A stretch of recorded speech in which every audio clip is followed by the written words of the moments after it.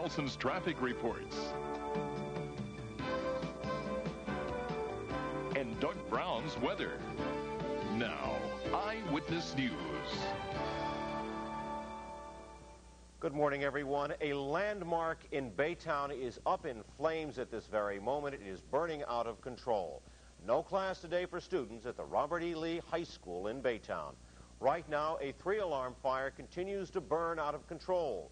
The 2-story Baytown High School was reported on fire by a passing motorist just after 3 this morning.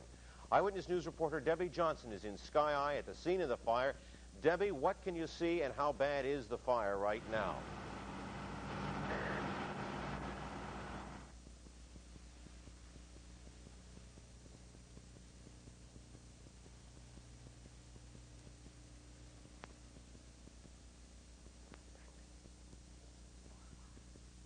We are having trouble with Debbie's audio, as you can hear right now. We hope to be able to reestablish contact with her. We have some videotape, and if we can do that, we'd like to show you the videotape right now. This was the scene earlier this morning. You can see it. This is the landmark, as we say, the landmark Robert E. Lee High School in Baytown, 2400 Market Street. This is the second fire to strike the Baytown area in about 2 years. The fire in a junior high and elementary school about 2 years ago was deemed suspicious. Investigators at this point are wondering whether this is suspicious. The entire second floor of Robert E. Lee High School is reported gutted. The first call came in at 3:08 this morning. The fire went through the roof of the building and was already through the roof when firemen arrived.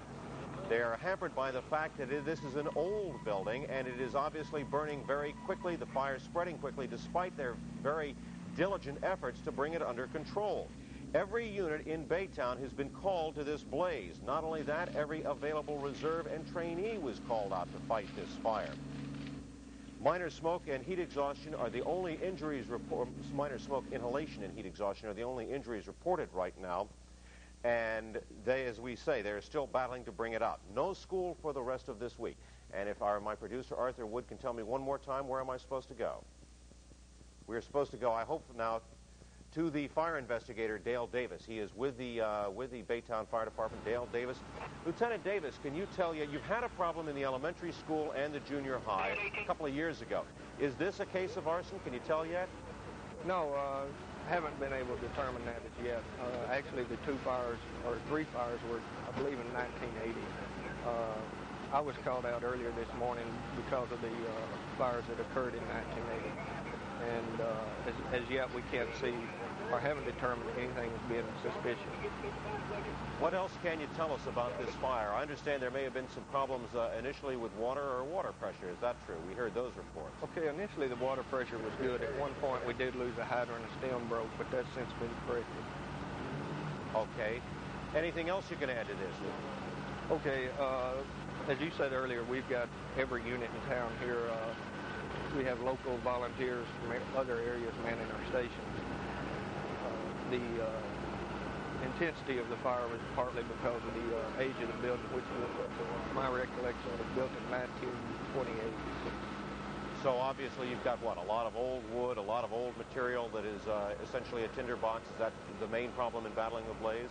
Well, that's correct, and there's been a lot of remodeling in those years, and there are some false ceiling spaces which will actually hide the fire until it breaks out somewhere. Okay. Lieutenant Dale Davis with the Baytown Fire Department and the fire investigator, we thank him for joining us. There are some interviews right now with teachers who are out there. As we said, this has been a problem out there before in 1980. These teachers out there watching their own high school burn to the ground. Here are some of those interviews right now.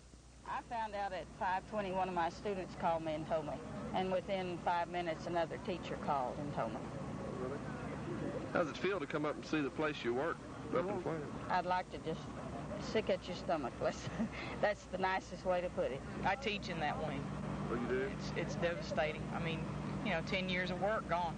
All the history of this school, it's awful. There's so much. There's just so much on the walls. It's gone.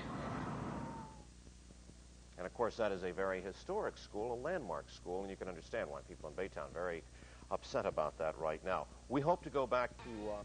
Hundreds of firefighters working throughout the morning, teachers and students left with no class. A fire has engulfed Baytown's Robert E. Lee High School.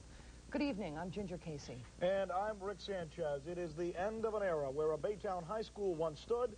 There is now only the shell of a building. That means some 2,000 students will not be going back to school for at least a week, and certainly not at Robert E. Lee High.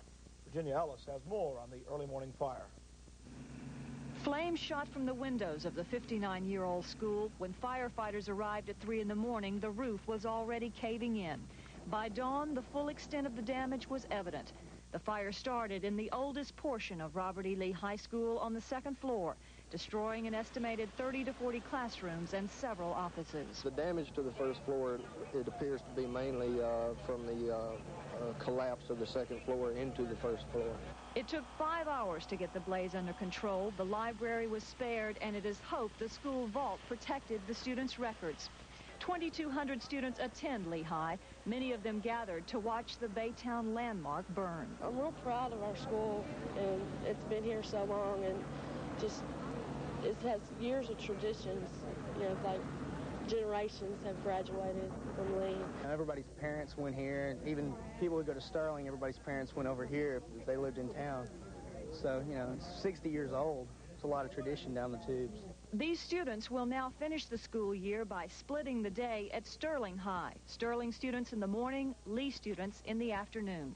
The smoking building was too hot to enter. To find out exactly what caused this fire, a private investigative firm has been hired by the school district to look into what started the fire. A fence was quickly put up around the school. The fear is the old walls might fall. We're keeping everybody away just in case, because we don't want to have to dig anybody out. Only the shell of the school remains, and from the superintendent on down, people want to save it. That's a beautiful school, and we'd like to see that maintained. It is estimated any new or renovated school will cost $10 million and take 2 years to build. Virginia Ellis, 11 News. A 20